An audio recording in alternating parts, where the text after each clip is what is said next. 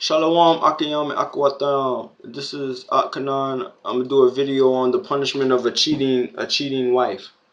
If your wife cheated on you, it's like a ritual that or a custom that the Israelites used to do if a man suspect his wife of cheating. I'm starting Numbers 5 and 11. And the Lord spoke unto Moses, saying, Speak unto the children of Israel, and say unto them, If any man's wife go aside and commit a trespass against him, and a man lie with her carnally, and it be hid from the eyes of her husband, and he be kept close, and she be defiled, and there be no witness against her, neither she be taken with the manner, and the spirit of jealousy come upon him, and he be jealous of his wife, and she be defiled, or if the spirit of jealousy come upon him, and he be jealous of his wife, and she be not defiled, then this means if a man suspect his wife of cheating, if he suspect her of cheating, this is what he's supposed to do. Verse 15. Then shall the man bring his wife unto the priest, and he shall bring her offering for her the 10th part of an ephah of barley meal. He shall pour no oil upon it, nor put frankincense thereon, for it is an offering of jealousy and an offering of memorial, bringing iniquity to remembrance. The other offerings of grain, other grain offerings, because this is an offering of barley. The other grain offerings, they poured oil on and put frankincense on and offered it. But this one, it says, pour no oil and no frankincense on the offering for this woman. Verse 16, and the priest shall bring her near and set her before the Lord. And the priest shall take holy water in an earthen vessel, and of the dust that is on in the floor of the tabernacle, the priest shall take and put it into the water. So he's saying he's going to take the dust that's on the floor of the tabernacle and put it into the holy water that's in the earthen vessel. Verse 18, and the priest shall set the woman before the Lord and uncover the woman's head and put the offering of memorial in her hands, which is in the jealousy offering. And the priest shall have in his hand the bitter water that causes the curse. So he says he's going to uncover the woman's head, meaning women had their heads covered in this time. They had their heads covered, and it was like a regular thing to have a woman's heads covered, because this thing has not happened yet. This is when he first institutes this law. So, and he says the woman's head is going to be covered, as if the women's heads are supposed to be covered. Paul even speaks of the woman keeping her head covered. This is another sense, another scripture or precept for that situation. He says he's going to put the offering of memorial in her hands. He's going to put the barley in her hands that has no oil or no frankincense on it. And the priest's going to have the bitter water in his hands. And that water is going to cause a curse if she cheats on her husband, if she actually cheated on her husband.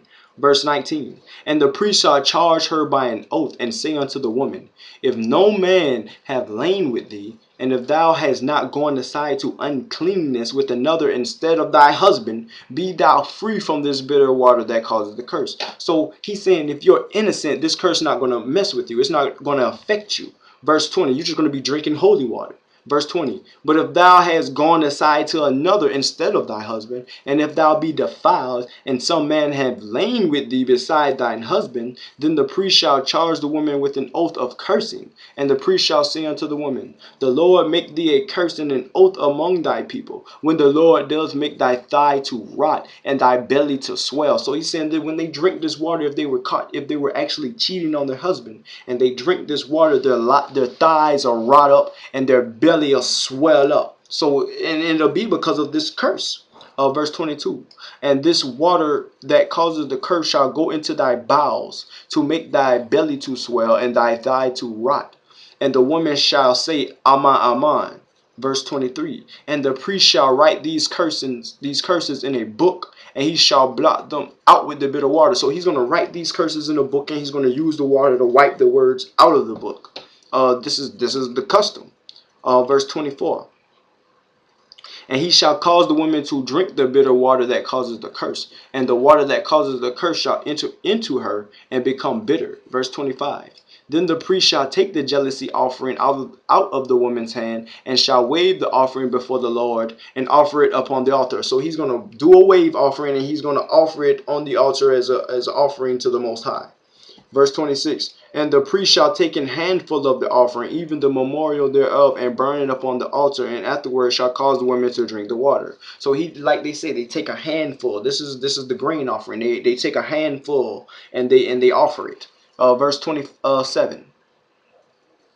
And when he has made her to drink the water, then it shall come to pass that if she be defiled and have done trespass against her husband, that the water that causes the curse shall enter into her and become bitter, and her belly shall swell, and her thighs shall rot.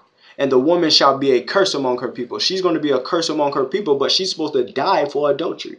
Verse 28. And if the woman be not defiled, but be clean, then she shall be free and shall conceive seed.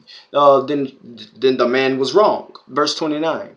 This is the law of jealousies, when a wife goes aside to another instead of her husband and is defiled, or when the spirit of jealousy cometh upon him, and he be jealous over his wife, and shall set the woman before the Lord, and the priest shall execute upon her all this law. Verse 31. Then shall the man be guiltless from iniquity, and this woman shall bear her iniquity. So we just went over scripts that let us know that if a woman was caught cheating, then she was supposed to offer the man offered the barley offering for the woman, with no oil and no frankincense. Give it to the priest. There was no animal involved in this situation.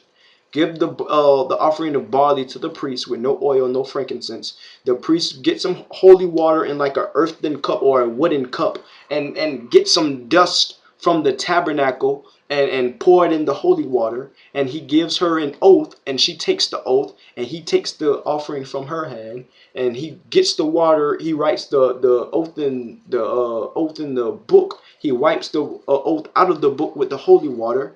And then he gives her the water to drink. And if she's cheated on this man, then her thighs will rot, her stomach will swell, and she'll be a curse among the people for adultery. But it's shalom, shalom.